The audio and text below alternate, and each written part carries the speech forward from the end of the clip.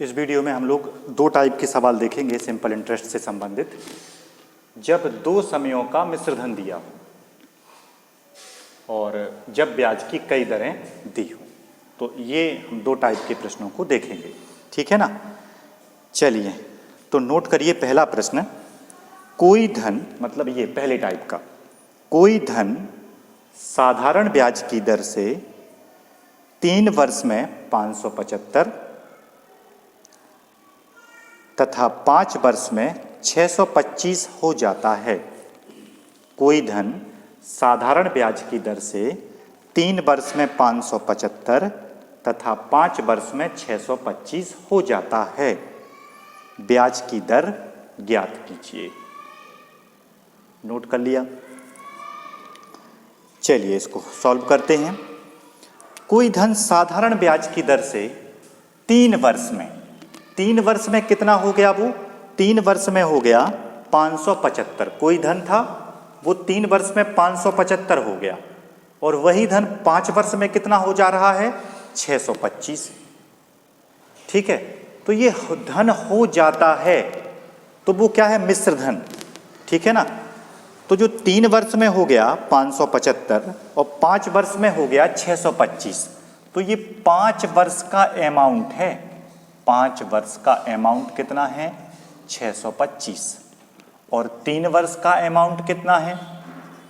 3 वर्ष का अमाउंट है 575। ठीक है, यही गिवन है ना कि कोई धन 3 वर्ष में 575 हो गया, 3 वर्ष में 575 हो गया 3 वर्ष का अमाउंट, और 5 वर्ष का अमाउंट क्या है? 625। ठीक, ब्याज की दर निकालनी है आपको।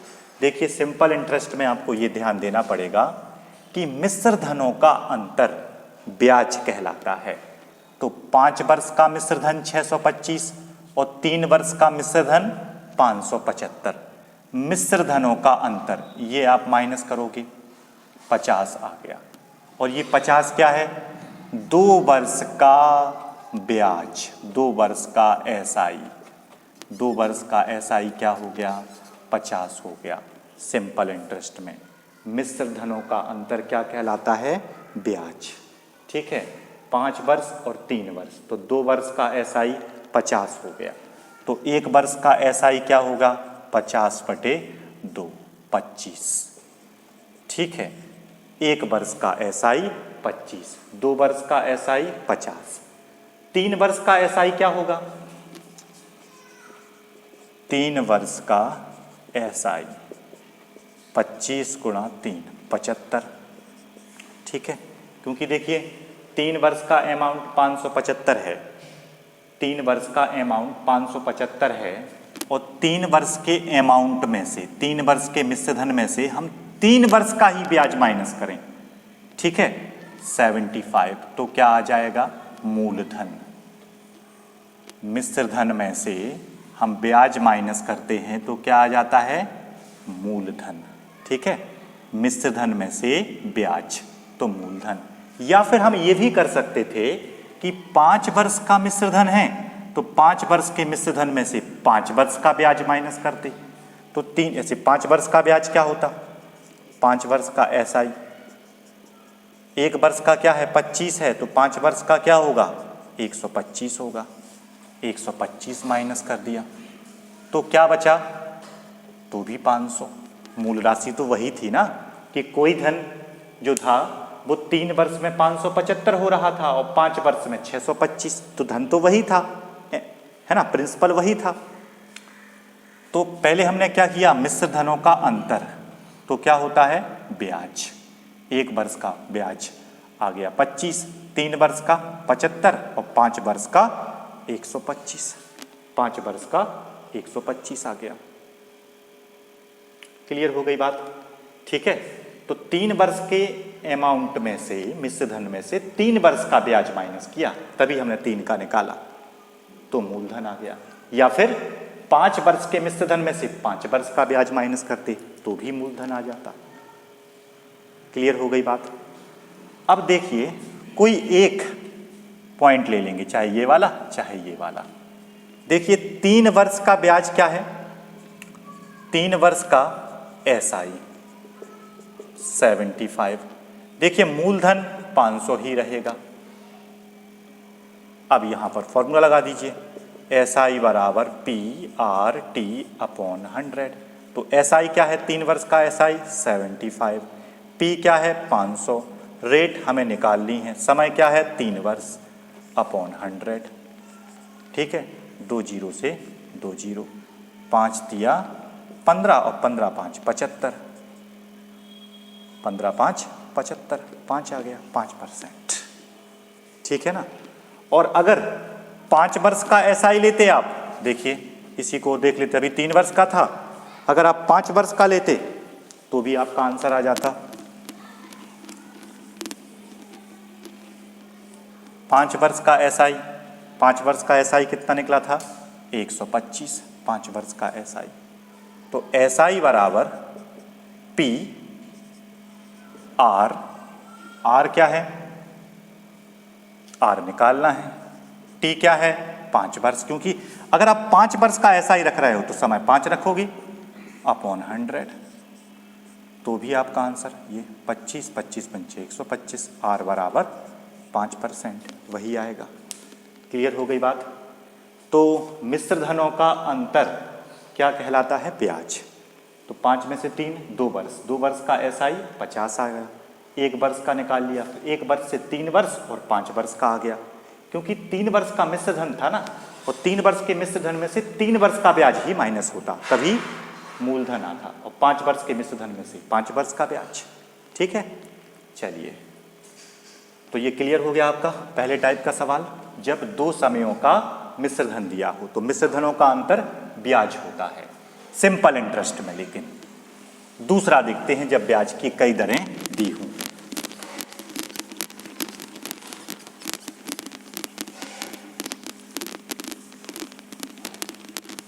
नोट करें, एक व्यक्ति ने बैंक से 8,000 रुपए इस शर्त पर उधार लिए, 8,000 रुपए इस शर्त पर उधार लिए, 8,000 रुपए इस शर्त पर उधार लिया कि पहले 5 वर्ष के लिए 6%, पहले 5 वर्ष के लिए, पहले 5 वर्ष के लिए 6%, अगले 3 वर्ष के लिए 8%, अगले 3 वर्ष के लिए 8%, तथा इसके बाद 8 वर्षों के लिए, इसके बाद अगले 8 वर्षों के लिए, इसके बाद अगले 8 वर्षों के लिए इंटरेस्ट रेट क्या है 10%, 10% वार्षिक साधारण ब्याज लगेगा यदि वह 12 वर्ष के अंत में उधार लौटाए, 12 वर्ष के अंत में उधार लौटाए, 12 वर्ष के अंत में उधार लौटाए, 12 वर्ष के अंत में उधार लौटाए, तो उसे कितना ब्याज देना पड़ेगा, उसे कितना ब्याज देना पड़ेगा। ठीक है, आई रिपीट अगेन, इस सवाल को फिर से ध्यान से देखिए कि एक व्यक्ति ने बैंक से 8,000 रुपए इस शर्त पर उधार लिया कि पहले 5 वर्ष के लिए 6%, फिर अगले 3 वर्ष के लिए 8%, और उसके बाद और आगे लेता है 8 वर्ष तक के लिए तो 10%, लेकिन उसने केवल 12 वर्ष के लिए लिया उधार, 12 वर्ष। तो देखिए पहले 5 वर्ष 6, फिर पहले 5 वर्ष, फिर अगला 3 वर्ष कौन सा कहलाएगा, 6वां 7वां और 8वां साल, है ना। पहले 5 वर्ष और ये 3 वर्ष, तो 5 और 3 8 वर्ष हो गए। अब फिर कितने बचे, 4 वर्ष, तो ये 8 वर्ष के लिए नहीं लगेगा, 4 वर्ष के लिए लगेगा, तो 4 वर्ष के लिए लगेगा 10%। अब पूरा 8 वर्ष के लिए लगना ही नहीं है, क्योंकि टोटल उसने लिया 12 वर्ष के लिए, 8,000 रुपए उधार लिए। ठीक है ना। तो 5 वर्ष और 3 वर्ष, 8 वर्ष हो गए और ये 4 वर्ष हो गए पूरे 12 वर्ष, 10%। तो देखिए इसको कैसे हल करते हैं।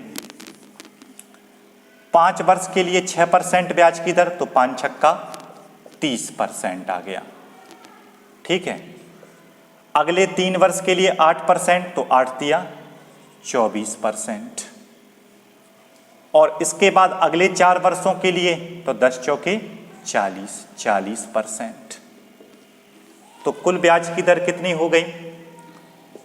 30, 24 और 40, 4 और 2 6, 94%। तो 8,000 का आप क्या निकाल दीजिए?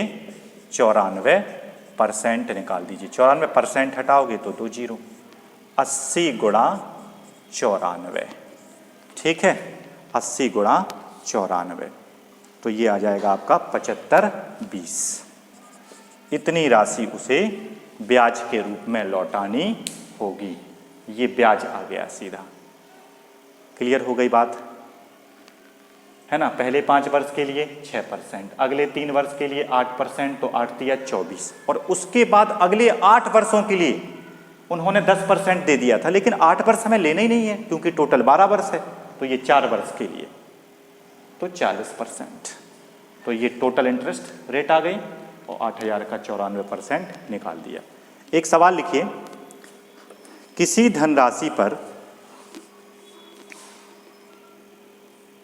धनराशि पर पहले 2 वर्षों के लिए 4%, अगले 4 वर्षों के लिए 6% और इससे अधिक समय के लिए 8% वार्षिक ब्याज जोड़ा गया। Full stop. यदि 9 वर्षों में कुल साधारण ब्याज 1120 हो, साधारण ब्याज 1120 हो,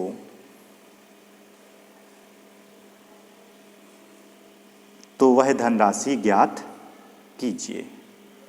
इसका आंसर आप लोग कमेंट्स में देना। अगर नहीं आए तो कमेंट्स में पूछना, तो इसको हम अगले वीडियो में आपको बता देंगे, ठीक है ना? इसका आंसर आएगा 2000। कमेंट्स में बोलोगे तभी इसको हम अगले वीडियो में बताएंगे आप लोगों को, ठीक है ना? इसके बाद 2 और 3 टाइप के सवाल और बचे, तो वो नेक्स्ट वीडियो में हो जाएंगे। और इससे संबंधित सवाल अपनी अपनी किताबों से आप लोग लगाते रहिए, मोस्ट ऑफ द सवाल आपके लग जाएंगे। तब तक के लिए नमस्कार।